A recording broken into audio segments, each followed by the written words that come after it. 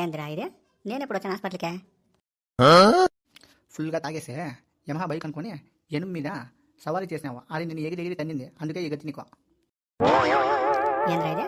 ఏనానికి యమహాకి తేడా తెలియని తాగిస్తున్నాను నేను. ఇదిగో డాక్టరా, ఇంటికే నాకేమైందే? ఎనుము నిన్ను ఎగిరి తన్నడంతో నువ్వు ఆవు పేడ మీద పడిపోయావు. అందువల్ల నీ బ్రెయిన్లో బ్లడ్ ఫ్లాట్ అయ్యి కిడ్నీలో స్టోన్స్ వచ్చి చేరినాయి. డాక్టరు, ఇంటికి నేను బతుకుతానంటావా?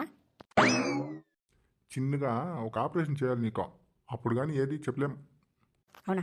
అయితే త్వరగా చేసాను డాక్టర్, ఆపరేషన్ చేసిన బతికించండి doctor, please doctor, please doctor. అంత జ్వరగా బతికి ఏం చేయాలనుకుంటావు అబ్బా నువ్వు? ఇంకా నాకు లైఫ్లో పెళ్లి కూడా కాలేదు డాక్టర్, ఒకసారి కూడా కాలేదు డాక్టర్. ఏవో నీ కోరికలు నీకుంటాయి, కానీ ఈరోజు ఈవినింగ్ 6:30కి ఆపరేషన్ స్టార్ట్ చేస్తాం. డాక్టర్, ఎట్లాగైనా నన్ను బతికించండి డాక్టర్, ప్లీజ్ డాక్టర్. బతికిస్తాం లేవోయ్, ఊరికే నష్టపెట్టి మాకు. సిస్టర్, ఇతనికి ఇంజెక్షన్ వేయండి. ఏమ్మా, సిస్టర్ అంటున్నాడు డాక్టర్, నీకేమన్నా అన్నయ్యా? ఏటంటున్నావు నువ్వా? వాడు నాకు ఎందుకన్నయ్య అవుతాడా? ఏందమ్మాయి, ఇంటికే ఈ ఇంజెక్షన్ ఎందుకో? అదే చెత్తానేసినావా? ఇది మత్తు ఇంజక్షన్. దీని వేసుకుంటే నీకు బాగా నిద్ర వస్తుంది, అందుకో. అవునమ్మాయే, ఇంటికో ఈ డాక్టర్లో మత్తు ఇంజెక్షన్ వేయకుండా ఎందుకు ఆపరేషన్ చేయరా? మత్తీయకుండా నీకు కనుక ఆపరేషన్ చేస్తే నువ్వు చూసేస్తావు కదా. నువ్వు చూసేసి ఆపోజిట్లో ఇంకో కొత్త హాస్పిటల్ ఓపెన్ చేస్తే మా డాక్టర్ తర్వాత హాస్పిటల్ని క్లోజ్ చేసుకొని వెళ్ళాల్సి వస్తుంది కదా, అందుకో. ఓహో, అట్టానా? పెద్ద ప్లాన్ వేసినాడు మీ డాక్టరు. సిస్టర్, ఇంజెక్షన్ వేయడం పూర్తయింటే మీరు ఇంకా వెళ్ళచ్చు.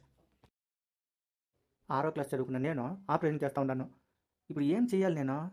సరే, మన 8వ క్లాస్ చదువుకున్న ఫ్రెండ్కి డాక్టర్ ఉన్నారు కదా, వాడికి ఫోన్ చేసి ఏం చేయాలో అడుగుతాం. Okay doctor, okay doctor. కడుపును కోసి గుండె తీసి డీజిల్లో క్లీన్ చేసేసి మళ్ళీ ఎలా ఉందో అలాగే ఫిక్స్ చేసేయాలి, అంతే అంటారా? ఓ నాయనో, వాడు మాట వినుకొని వీడికి ఆపరేషన్ చేసి అన్యాయంగా వీడు పోయాడే, ఇప్పుడు ఏం చేయాలి? సరే, ఈ విషయం నాలోనే పెట్టుకొని ఎలాగైనా కానీ వీళ్ళ ఫ్యామిలీని నమ్మిస్తాం. డాక్టర్ గారా, మా అబ్బాయికి ఏమైంది డాక్టర్ గారు? ఇప్పుడు ఎలా ఉన్నాడు డాక్టర్ గారు? ఐఎమ్ వెరీ సారీ సిస్టర్, మీ అబ్బాయిని బతికించుకోలేకపోయాము.